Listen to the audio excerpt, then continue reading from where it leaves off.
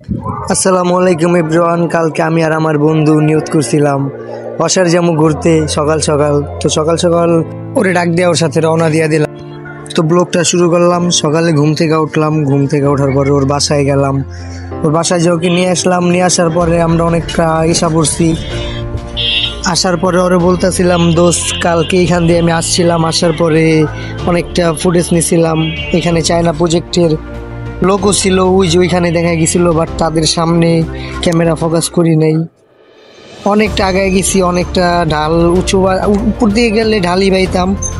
পরে বন্ধু আমার ডাক দিল, ডাক দিয়ে বললো, দোস্ত চল এটার উপরে দেওয়া যায়। পরে দুজন একসাথে উপরে দিয়ে হাত ধরা হাঁটতাছি মজা কইরা।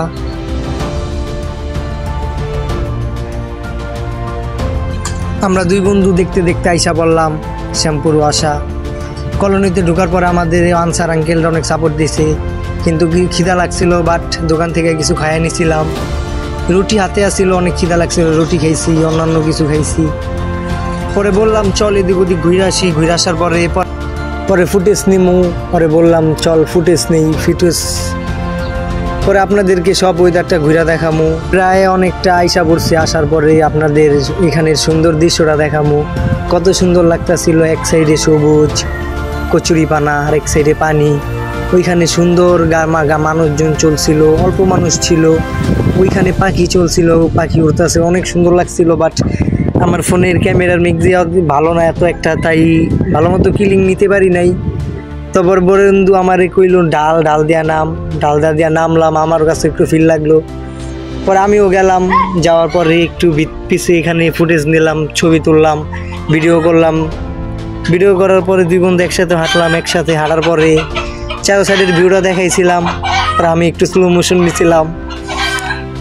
পরে দুষ্টমি করে বলতেছে এই সাইডেও পানি, এই সাইডেও পানি, এই সাইডেও পানি, এই সাইডে পানি, এই সাইডে কচুরি পানা, এই সাইডে পানি। পরে আমারে দেখায় নাই, ও আর ব্যাকগ্রাউন্ড নিয়ে ব্যস্ত ছিল। আমরা এই চিকন রাস্তায় উঠছিলাম, পরে ওয়াসার চিকন রাস্তায় উঠছিলাম। পরে আমাদের আনসার বলছিল এখানে উঠো না, চিল্লাচিল্লি অনেকিয়া বলছিল, তাও আমরা তাদের কথা মেনটেনই নেই, কারণ আমরা আবার অন্যরকম মানুষ। পরে শেষ বিদায় আমাদের যেতে বলছিল, তাই একটু বন্ধু আমি ইনুস কথাবার্তা বললাম শেষ বিদায়। সো একটু আনন্দ ফুর্তি করলাম, হাঁটাচলা করলাম, কিছু কথা বললাম বৈশা। তখন কিছু বলে নাই।